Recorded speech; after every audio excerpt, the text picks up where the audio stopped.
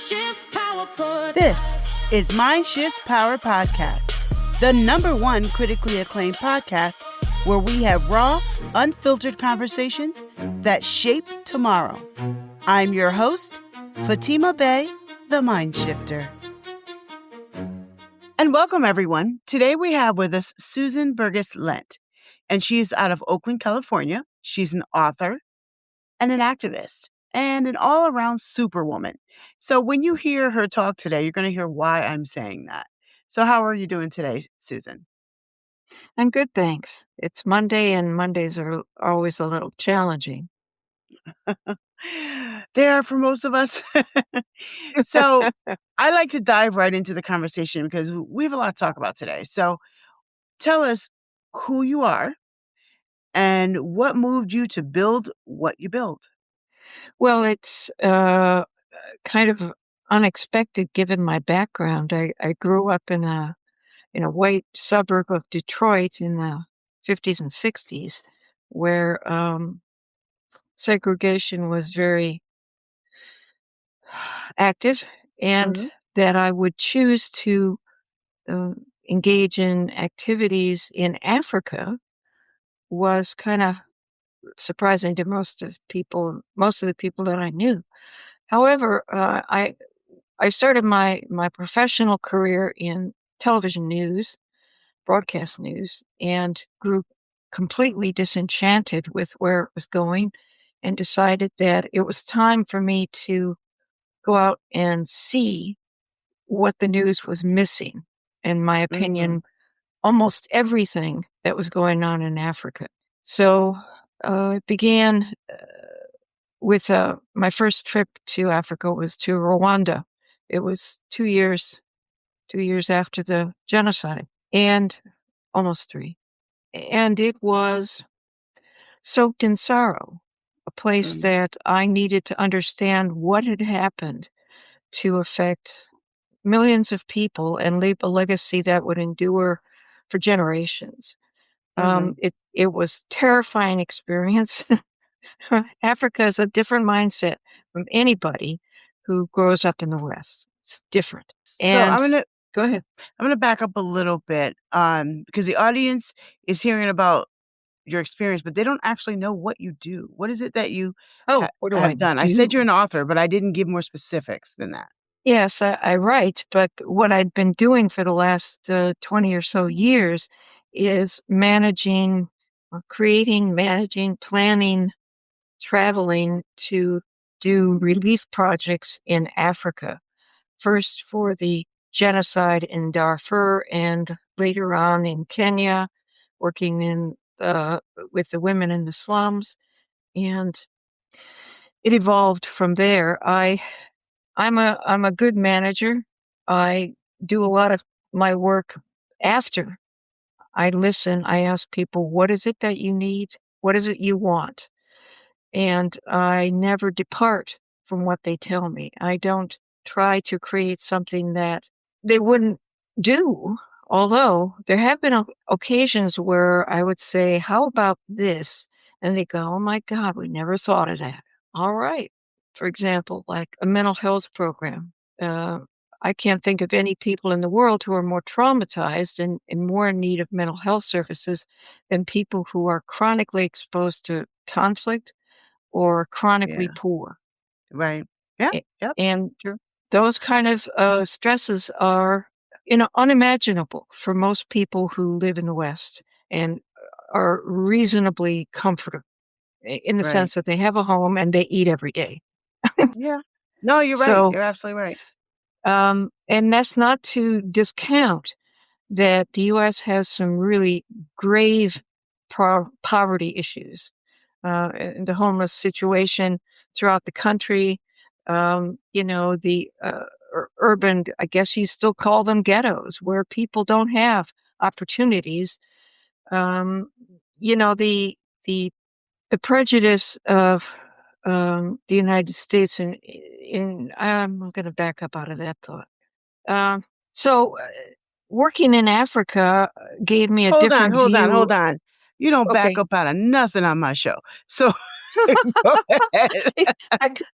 see where that was going One thing exactly. I like about you is you are very honest in the things that you do say. So go ahead and say what you were going to say. Well, I was going to say that in the U.S., especially with the current administration, that poverty is less visible. It is more affecting the Black population, the immigrant population, immigrant Africans, Latin Americans. That's where you see the poverty because the system excludes them from the wealth that's been generated by white folks or stolen in many cases. Um, so I felt that part of the work that I was able to do because of I'm a curious person. I wanted to say, okay, I am reading these things in the paper about this genocide that's going on in Darfur. I want to see it. I want to see what's going on. And boy, did I see what was Mhm. going on. You kind of have to show up, and because a lot of it is kind of unbelievable. Um, I wrote about my experiences. I went back and forth to different parts of Africa, mostly East Africa, for about 15 years, and luckily had the undying devotion of the people whose work I was helping. In one case, a Darfuri man who I was frankly floored that he would trust me with all that he trusted me with. Mm. And we're so different, a Muslim man and a Catholic girl from the Midwest. I mean, how does that work, right? But Especially what year was that? that was 2005. Okay. So it's I'm still 20 thinking. years ago, but I don't know that everybody. I think some people do understand what you're talking about when you say that. 'Cause some people do understand that those two things together, even 20 years ago, was an unusual coupling. It But was. I think some people still don't understand because in a Western mindset, we're all equal, we're all the same, blah, blah, blah. And Yeah. I hey, we're not always supposed to say, laugh Dad, at that because that's show me the supposed to be money. reality. That's supposed to be reality, but those are the concepts that we're taught to believe in. Sure. And they're not wrong concepts, but they're not connected to reality is why we're laughing. So I'm saying this for the audience sake, not because you don't know it, Susan, but for the audience sake. That really 20 years ago was a big deal. It might be less of a big deal in certain areas now, but 20 years ago, it was still a very big deal. And Yeah. Susan, you didn't care. You just did it anyway, right? Well, it wasn't that I didn't care. I was more curious, uh, maybe naive about what that situation would do to me and what Mm, accommodations and changes that I would need to make in order to be effective. And one of the first things I learned is you go over there and there will be things that will upset you, mhm. terrify you, blah, blah, blah. You may not. You may not be a patient when you're there. And patient in the sense that, don't get into, oh, it's all so terrifying, blah, blah. No, no pity party while you're there. You can pity party when you come home, but while you're there to serve. And service means you have to be in tune with what people are telling you they want, where it's safe to go, how often we should do a certain thing, who's crazy in the local environment and who to avoid. There always is someone, Um, so yeah. you've got to find that person, and I was lucky to have several. Oh, Uh, good. in Sudan, they looked after me. They really, really looked after me. And well, part of it is they might have perceived that me, this at the time, how old was I? Like 50 something years old, and I've always had white hair since I was like 35. So Oh. maybe they thought, well, this is sort of this elderly person that we need to protect, and I was good with that, because there were many Good things to point. be protected from. But there was much more going on between us than that. They were not just protecting me. We were engaging, we were teaching each other about how we thought, what we needed to do. Mostly if my driver, for example, is a wonderful guy named Ibrahim, funny guy. If he said, we're not going there, I said, you make the call. I will not ask you to go places where you deem it's not safe. And then you get to finding out about people's families and the things that they've gone through and the history. Oh, everybody in Sudan will pull you aside and do an hour minimum on the history of that country. And it is complicated, and pretty much everybody will tell you a different story from their perspective. Oh, yeah. So, moving in that environment, and also there were international NGOs, like, who was there? Goal, I think World Vision might have been there. Everybody cycled in and out depending on the state of the conflict. A lot of money in play, a lot of people suffering, and for most of the time, well, I was given sort of privileged access to like UN offices where I could get on Wi-Fi, for example. I needed to communicate. I could get in, but my Darfuri colleagues were not invited. And I thought that was just hideous. Yeah. And, I let them know that you have to be kind of careful. I let them know that I didn't approve of that policy, and that in one case, I had a lot of fun sometimes because they didn't expect this from me. As I went to get some blankets from the UN, what was it? Forgot which one of the UN agencies it was. They had a big warehouse, right? Somewhere in the area in North Darfur where I was. I said, I need 100 of these blankets. They were like microfiber blankets. And they said, we can only give you 20. And because we've already been to that place. And I said, no, you haven't. I want 100. And I've managed to get them to, pull them off the shelves, which were stuffed with blankets and other objects that were needed, and take it to the women, who looked at them very critically, like, these aren't anything like our big, heavy woolen blankets that we use when it gets cold at night. And I said, well, take it home and test it out. And they did, and they came back and they said, man, those things work. They're great. We love for Susan, I want to back up for one moment. You're telling us about your experiences in these places, war-torn places, and going in there, which that takes a lot of balls, to be honest with you. So what you've done with your experiences is you've documented them.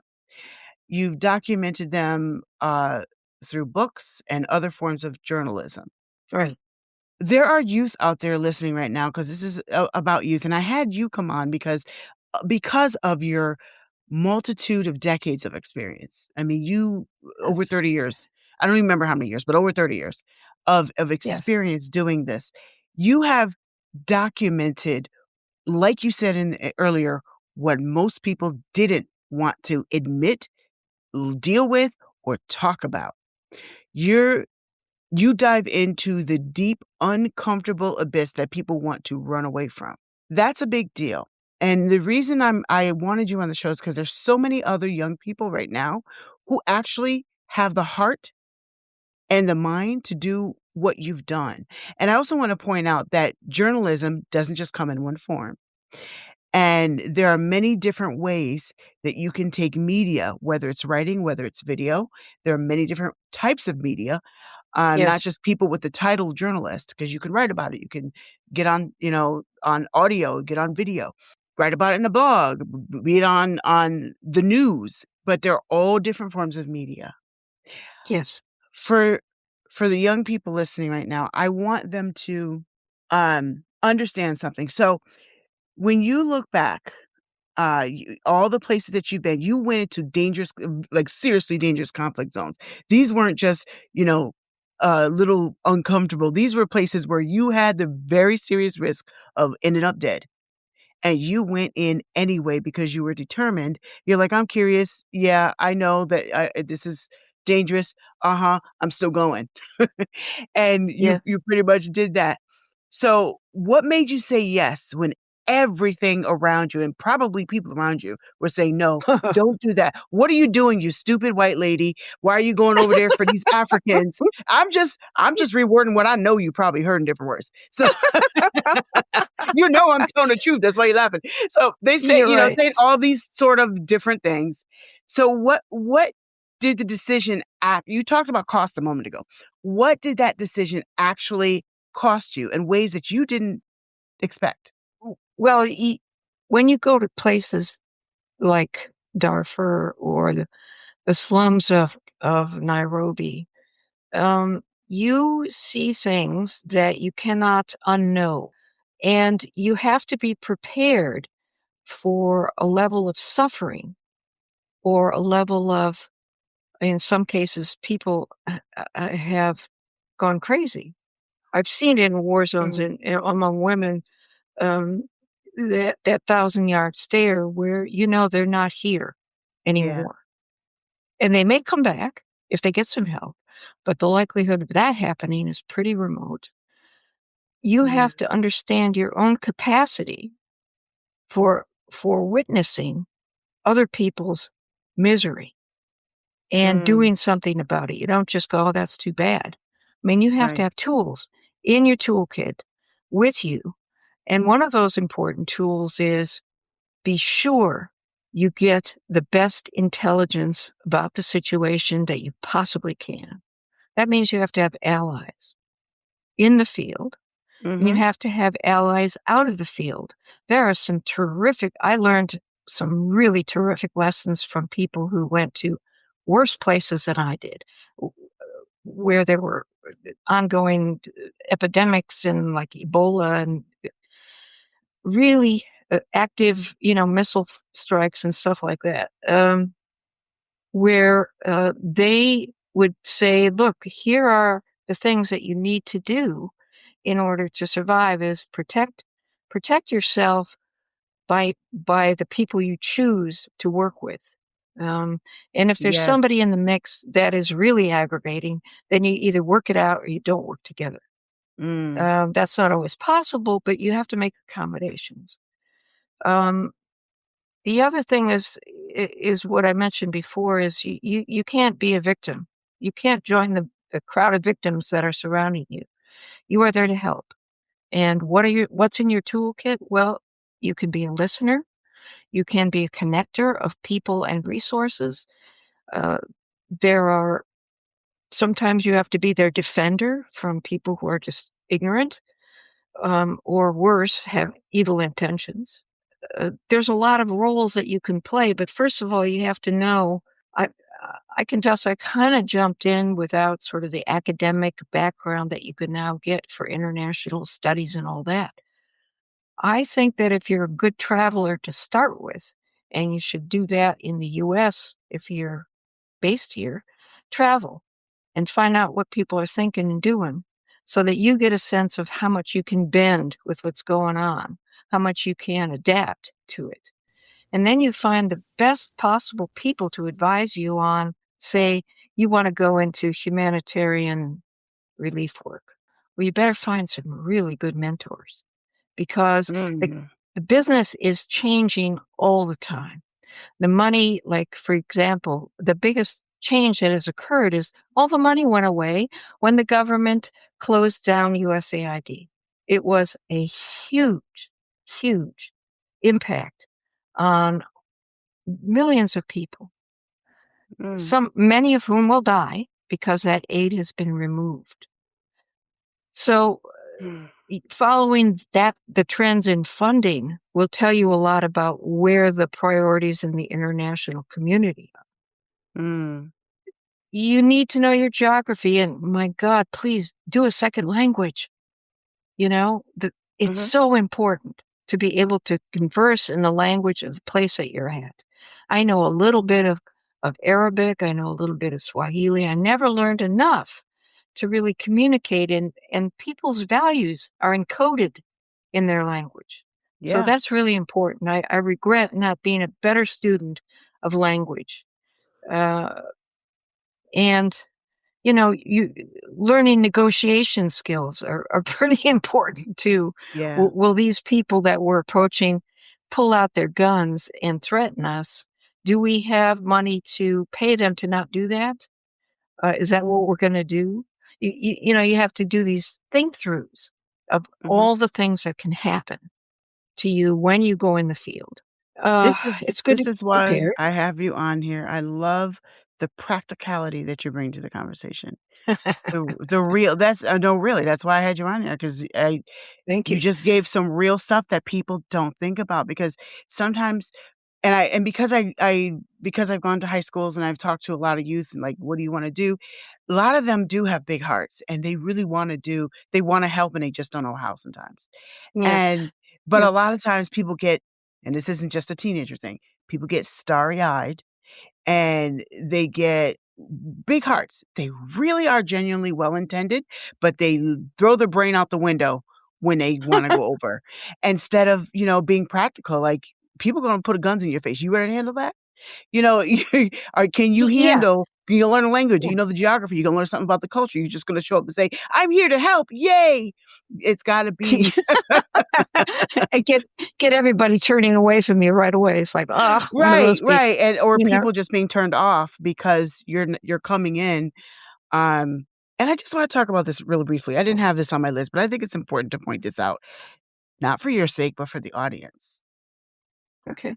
One thing I know about you because of the conversations that we had and because I'm good at reading people, do you see the people in the other countries with the brown skin, the dark brown or light brown, whatever country you're in, do you see them as projects or people? Well, that's a good question. I do think that a lot of organizations treat them as projects. I've Mhm, witnessed it and been horrified by it. I think that when you make a relationship with anybody anywhere in the world, and in particular with people who are facing these really difficult circumstances, this cannot be sort of fun and tentative. It has to be genuine and you're willing to commit. I'm still in contact with maybe a half a dozen people that I've worked with over in both Kenya and Sudan because I like them. I like them very much, and they taught me a lot mhm, about what I needed to know. Excuse me. Um, if you don't see the people that you're helping as people with there's all kinds of needs. One of them is the need to feel seen. I had an mhm, experience with this one give you a real quick example. She had told me about how she had fled with her family from their home that was being burned down and people were being killed by the Janjaweed in Darfur. She was a lovely woman. I liked her immediately. And at one point she says, "You know what? I can't talk about this anymore." And I said, "Okay, I understand." And then she said, I have this cut on my foot. Could you take a look at it?" And I thought, wow, what a great thing to ask me. Fine, I'll do that. Give me your foot. And it was that moment at which we most connected when I was cleaning off her wound, a small thing, a very tiny thing, really, in mhm. the grand scheme. But it was personal contact. It was, I see that you have this cut, and I have the medicine here to put on it and bandage it. You're good to go. A small thing, but that's where you make the connections. I find that's true in life here too, is like, you know how people perk up if you meet them and say, "Hey, love the color of your nail polish." They go, "Oh." Yeah, it's the little thing. I mentioned Just it those little because things. I think it's so important for people to and we're talking to youth right now, and there's so many of them that actually do care about human beings and wanna get into this field with, with the right intentions. But I think it's important to point out because it's just important to point out that you're dealing with human beings. You're not dealing with projects or things or concepts or ideas in a book. You're dealing with Yeah, people who have lives, who have families, who have desires, who have attitudes, and all the same stuff the rest of us humans have. that's And right. very often people get into helping out others or other just altruistic activities, I'll say, because sometimes because they want to boost their ego and make them feel good about themselves. Right. And Susan, you can respond to this. I think those are the exact right people that should stay the hell home. What do you think? That's a leading question. Yeah, I think that number one thing that you have to enter this field with is two things: a sense of curiosity. You need to figure out what you don't know and learn it, and the second is humility. That Mhm. if you are given access to a place and a people who are experiencing great suffering due to forces beyond their control, then you need to be able to do the smallest things that they need. They need a bag of flour, go get it. They need notebooks and pens. Down the road, support the local business, get your notebooks and pens. You know, that you not only go in with a sense of uh, you got your buffer team who's going to tell you what to do and not to do, but also, knows the lay of the land, the language. My translator was fluent in both colloquial and high Arabic so that she could know when people changed tone and would tell me so. And I went, oh my God, who knew? Oh, Um, and I don't think it's called high Arabic. There was another more formal version that she was okay. talking about. And so you have really clever, smart people like that who also you can laugh with because we stayed together in a like a barracks at the compound of the United Nations peacekeeping force that was based in El Fasher in Sudan and in Darfur. And she and I would laugh uproariously about the stuff that we could not get at the store.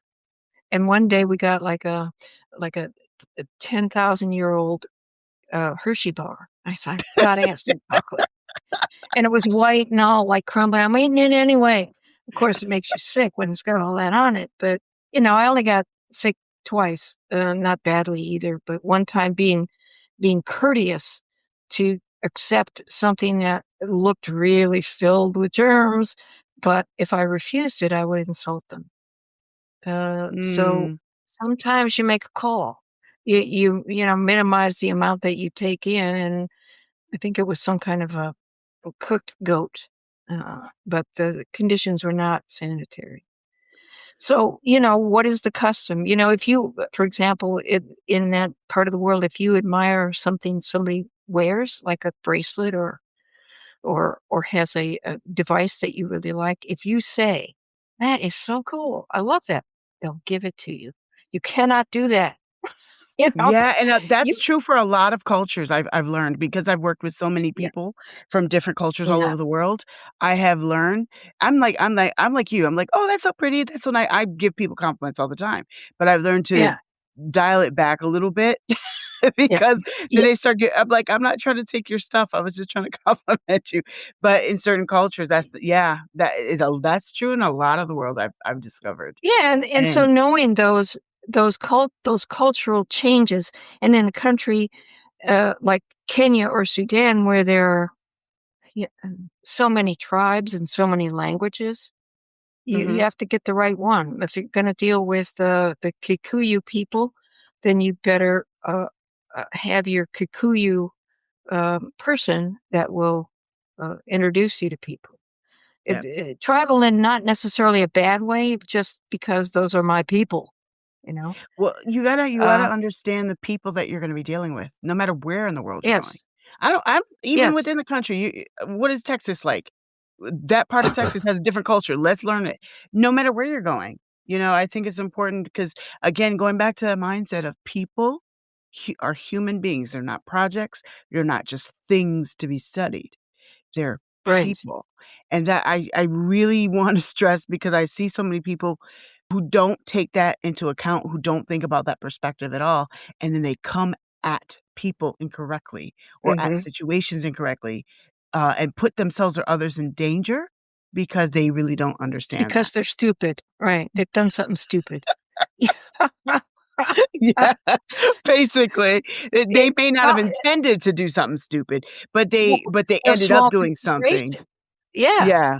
Yeah. So let me ask you this. If you're talking to a young person right now who's listening and they're like, I want to do what she's done. Oh my God, she's so brave. I really wish I could do that. But they're being told that their desire to go overseas or their desire to help, even in this country, to go into a bad neighborhood where there's a lot of gangs, because that's just like going into a warfare sometimes. If they want to go and help Yes. people wherever it is, whatever color they are, whatever country they're in, and they want to go, and they're being told that it's a problem. They need to stay the little behinds home, or whatever little comments they make like that. What do you say to that young person right now? Well, for a teenager or even young 20s, you have a lot more studying to do, whether it's formal education or informal, before anybody will bring you on board to do this kind of work. I mean, you have to apply to these organizations with something they want, preferably experience, but things also like maybe you're a medic, maybe you're a translator. The key is, what about this whole thing interests you beyond the fact of I'm going to help people? Are you a good Mm, logist? Do you know how to arrange like a party? Can you apply those skills to getting around a country you don't know? Are mm, you good with languages? Learn one. Are you good with uh, finding out from the grapevine how to get certain supplies that you need? How to put the word out. What is your talent? What is the thing that you do that just gives you a buzz every time you do it? And in many cases, you're going to have to do multiple things especially if you work for a small organization. Um, I'm kind of biased because I did work for a small organization and I know how many shoes I needed to fill. But the more skills that you acquire, and you can't imagine, like, for example, small example, I learned Canva some time ago because we needed stuff and we couldn't hire graphic artists. And so we put together little cute things or made something that looked professional, right? mhm, That's a skill. How many applications do you know that are out there that'll be useful out in the field? A lot of them you wouldn't expect. You can start following organizations or news organizations that provide the the information that I look at, which is a thing called DevEx, DEVEX.com. They have news from all over the world. It's kind of the corporate end of things, but you got to keep an eye on the corporate end. Um, and the other one is called the New Humanitarian, which will give you what's called SITREPs, a situation report, um, but couched in the experience of one or two people. There are multiple sources of. I'm trying to think of the other one that has an amazing amount of the UN agencies have all stuff all over the place, whether or not they actually do the work. Oh, here's a common misunderstanding. Everybody thinks if you work for the UN that you're actually going to do a project. No, the UN farms out pretty much every project they want to be done to a local organization, preferably. They're starting to say, yes, go local. But usually it's one of the usual suspects like um, uh, name Refugees International, one of the big NGOs. You can get a job there, but you need experience. You can get a job with a small organization if you're willing to learn a whole lot of skills and do them well. mm. But you need to know what turns you on. Don't go if you hate the idea of going to South America to do stuff. Don't study South America. Study the place where you want to go. You know, um, g- stay with the thing that just lights you up. That's where you'll find people that'll help you, and the trail opens up. It does open up. You wouldn't believe. So there's more than one way of helping out, basically. If Absolute. you can decide what that is, but if you got a burning desire, it doesn't have to be necessarily running in front of gunfire or something. There's different No, ways no, no. As a matter of of fact, that helping would be out. the least desirable. Yeah, I would say so. And But I have to mention this. There's been I've forgotten the exact number, but at least 200 journalists killed in the Middle East this year so far. It's that's not a important fact. safe job. No, it's So, and that probably includes humanitarian aid workers. I have to go and look at those figures again. But call up on your computer number of deaths of humanitarian aid workers, and you will be astonished. So it's not a thing that you just want to go, oh, this sounds like so much interesting stuff. You have to be fully prepared and well armored to go in the field. and I love that you just speak in that reality because it is real. So, Susan, tell us, what are you working on now and how can people find you? Well, I have a website. It's susanburgess.lent.com. And I have a book that just came out, a novel called When the Girls Stop Singing, which is set in Sudan. And the one before that is called Trouble Ahead, Dangerous Missions with Desperate People, which is kind of a memoir, I guess I called it, of the time I spent between like 2005 and 2017 of my experiences in Africa, which led to my next thing, which was creating Women's Centers International, which created, safe resource centers for women in conflict zones or slums or, compromised situations.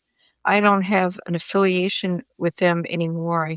I handed it over to one of my former board members. But every refugee camp, every displaced persons camp, every slum in any country would benefit from a women's center. We had one here in Oakland. It worked really Mm, well for 3 years. People said, I don't want to give any more money. So okay. it always comes down to that. So people can find you on your website and they can take a look at your books that are basically they're novels, but they came from your actual real experiences. And I Well, think that yeah. matters. I think that matters greatly. That makes them more interesting and more real. Well, yeah, that's true. You have to go with what you know. And if you know these things that are dramatic and engaging, then you can write them. You have to know it first. Yeah. Well, Susan, thank you for coming on. It has been difficult to keep this conversation as short as I need to. Uh, there's so much more that we really could talk about, and it's just you are just you have so much to say and so much life experience that it's difficult to contain. But I really appreciate you coming on and giving insight into something that people just don't talk about from this perspective. Yeah. And I really, really respect all of the work that you have done and all that you're still doing. And folks, she's going to be on for another episode. And I'm not going to tell you what it is right now, but it's really good. It's different than this, but Thank it's you really so good. much, Fatima. That was fun. And now for a mind shifting moment. We need more people like Susan in this world. But I want to talk about an underlying principle, not just in this conversation, but in Susan's whole life. And that is advocacy. She has been an advocate for the ones we wouldn't otherwise hear of, the parts of the story we wouldn't otherwise know about. She's been an advocate for people other than herself. Are you an advocate for anything? Do you practice any sort of advocacy that is standing up for someone else, looking out for someone else. That principle can be played out in many different ways. You don't have to run into warfare. You don't have to run into serious war or write a book in order to be an advocate. Do you advocate for that child on the street that you know is ignored and mistreated, that you know is growing up with low self-value? Do you just look at it and say, ain't my problem, none of my business? Or do you find a way to help? Advocacy looks like many different things, and it doesn't have to be big. It doesn't have to be loud. It can be small. I want you to think about, what do you actually care about? Who do you actually want to see advocated for? And then I want you to ask yourself, what can I do about it? Not mention all the roadblocks that are there, because there's always going to be some. But what can you do to enhance someone else's life? Because when you do, you're enhancing all of us.